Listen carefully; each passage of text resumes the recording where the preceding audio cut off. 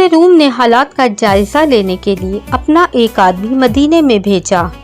وہاں پہنچ کر وہ کسی سے پوچھنے لگا، آپ کے شہنشاہ معظم کا محل کہاں ہے؟ ہم لوگ شہنشاہ، محل اور معظم جیسے الفاظ سے بالکل ناآشنا تھے۔ آپ یہ بتائیں کہ ملنا کس سے ہے؟ کہا مسلمانوں کے بادشاہ سے۔ فرمایا ہمارے یہاں بادشاہ کوئی نہیں، صرف ایک خادم ہوتا ہے جو ہمارے معاملات کا انتظام کرتا ہے۔ اس کا نام عمر رضی تعالیٰ عنہ ہے اور وہ محل میں نہیں رہتا بلکہ گارے کے ایک جھوپڑے میں رہتا ہے اور اس وقت کہیں مزدوری کر رہا ہوگا۔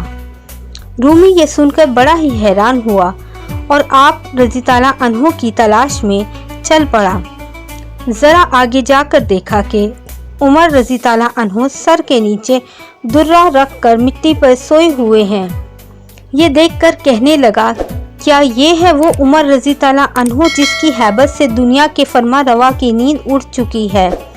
اے عمر رضی تعالیٰ عنہ، تم نے انصاف کیا اور تمہیں گرم ریت پر بھی نیند آ گئی۔ ہمارے بادشاہ ظالم اور بددیانت ہے، اسی لیے انہیں سنگین حصاروں میں بھی نیند نہیں آتی۔ پیارے دوستو، مزید اس طرح کی ویڈیو دیکھنے کے لیے چینل کو سبسکرائب کریں۔